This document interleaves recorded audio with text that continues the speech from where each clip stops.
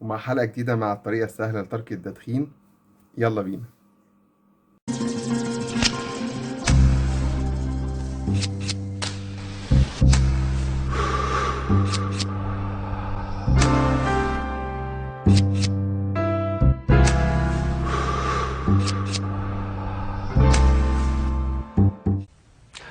I would like you now to smoke your very last and final cigarette.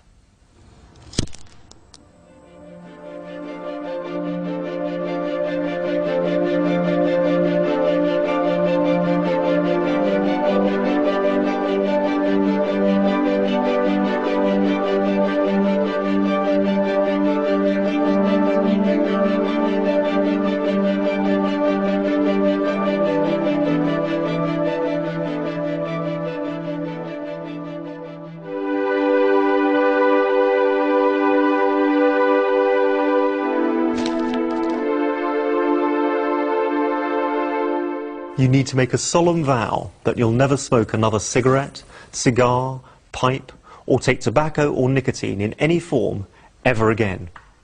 This is one of the most important decisions you'll ever make. The length and quality of your future life critically depend on it, and there can't be anything more important to you than that.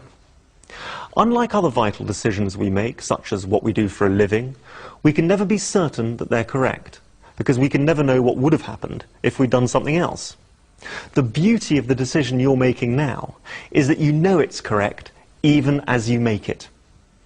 Having made what you know to be the correct decision, never ever even begin to question or doubt it, because it's only the questioning or doubting of that decision that can possibly make it difficult for you to stop.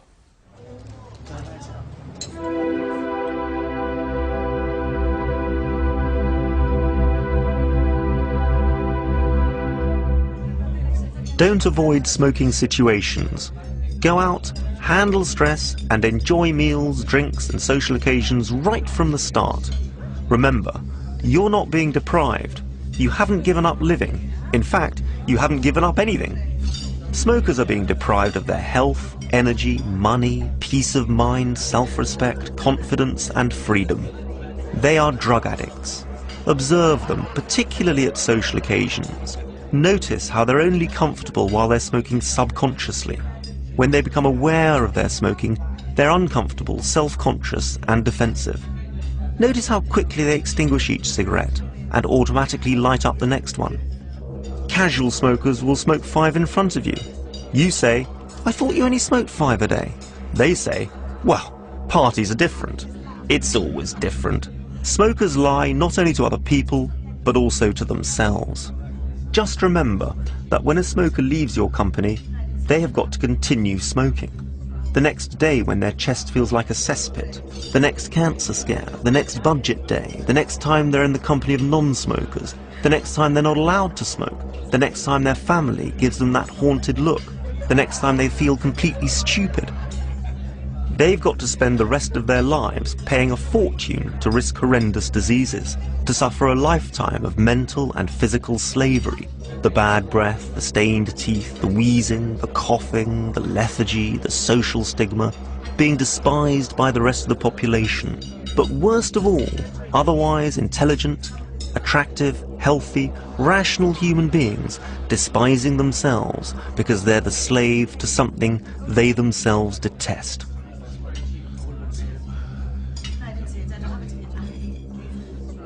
And all for what? What do they actually get in return for this life of misery? Nothing. Not one single thing. They're just trying to get back to that state of peace and tranquility they had before they lit the first cigarette. The state that non-smokers enjoy their entire lives. And the one thing that's preventing them from actually reaching that state is the next cigarette itself. Don't envy them. Pity them. They'll be envying you, because they'll be wishing they could be like you, a non-smoker, free from the whole filthy nightmare. Remember, your body will continue to withdraw from nicotine over the next few days, but this doesn't mean you have to be miserable. On the contrary, enjoy the process right from the start.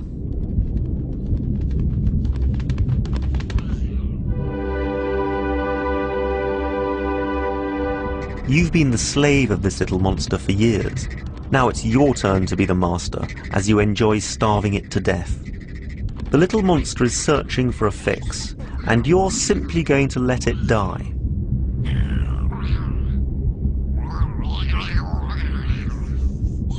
If you're aware of the feeling at all, you'll only know it as a little empty, insecure feeling, a feeling of not knowing what to do with your hands, or simply the feeling of, I want a cigarette.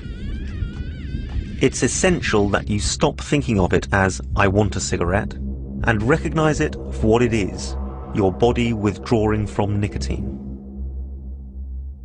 And if or when it comes, instead of saying to yourself, I want a cigarette but I can't have one, simply say to yourself, this is the little monster wanting its fix. This is nicotine withdrawal.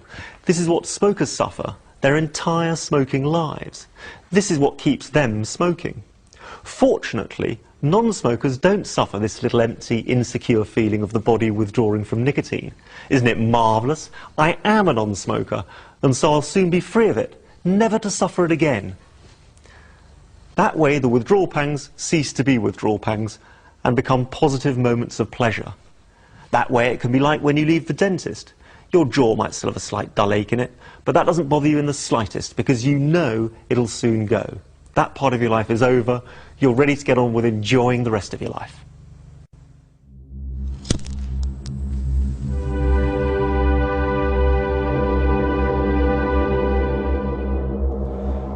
Don't fall for the trap of thinking, just one cigarette. One cigarette would revive the little monster and create the need for another and another and another.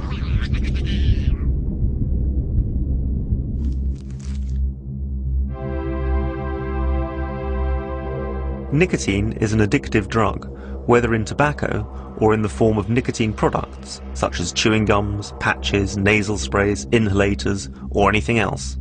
These substitutes simply prolong the addiction. It's like telling a heroin addict who's smoking heroin off foil to start injecting it instead. Nicotine addicts used to sniff powdered tobacco up their noses. It was called snuff. And in Scandinavia, they suck on small pouches of tobacco called snus to get their fix. Taking the drug in a different way just keeps you addicted. And don't use any other substitutes either, such as normal chewing gum, chocolates, sweets or biscuits. The empty, insecure feeling of the body withdrawing from nicotine is identical to the feeling of a hunger for food, but one does not satisfy the other. All substitutes make it more difficult to stop because they perpetuate the illusion that you're making a sacrifice. Do you need a substitute when you get over flu? Do you look around for another disease to take its place? Of course not. Don't worry if you find yourself eating a little more at main meals over the next few days as a result of a better appetite. Even if you do put on a few pounds, you'll find that once you've kicked smoking with this method, you'll be able to lose that weight if you want to. But you must not start picking between meals. If you do, not only will you get miserable, but you won't be certain whether or not you've kicked the cigarette. You'll have moved the problem rather than removed it. It's another form of substitution. The reason many smokers do put on weight with other methods is that they feel deprived and search for something to fill the void. With this method, you won't feel deprived, so you'll have no need to substitute.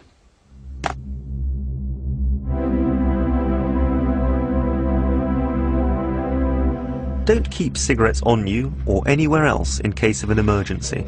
If you do, it means you're doubting your decision. You're a non-smoker. Non-smokers don't need cigarettes, and that's one of the great joys of being free.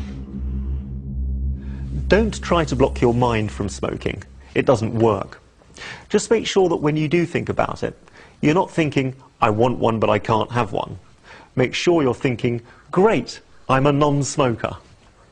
If you follow those simple instructions, there'll be a moment over the next few days which you thought you couldn't handle or couldn't enjoy without a cigarette, and it'll suddenly dawn on you that it never even occurred to you to smoke. That's the marvellous moment when you realise you're free. But don't wait for it to happen or try to force it, because if you do, you'll create a phobia in your mind. All you really have to do is accept there's nothing to give up, make your decision never ever again, and get on with enjoying the rest of your life as a non-smoker. Life will soon go back to normal, and you'll accept that you're a non-smoker. But be on your guard. Oh, I haven't had a cigarette in 6 months now. Guess one won't hurt.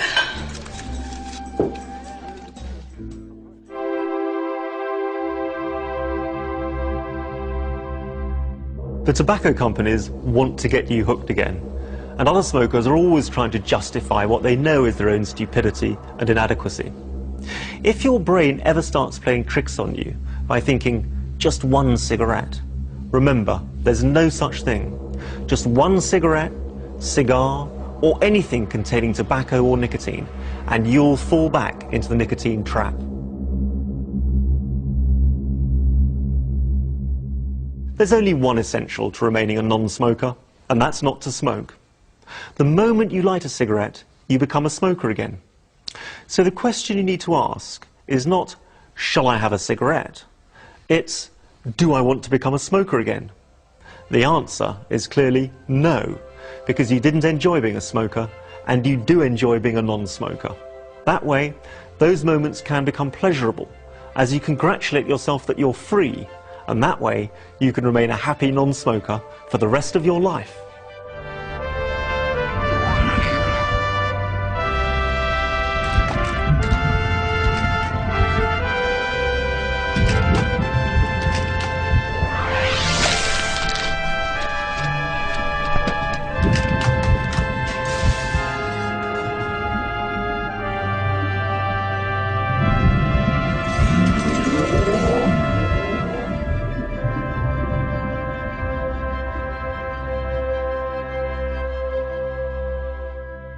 You're now free. Congratulations. Remember, every smoker would love to be in your position. Never doubt your decision. You know it's the right one. If you have any problems or questions, please contact your nearest Allen Car clinic, details of which you'll find on the menu. You can now enjoy the rest of your life as a happy non-smoker. Goodbye.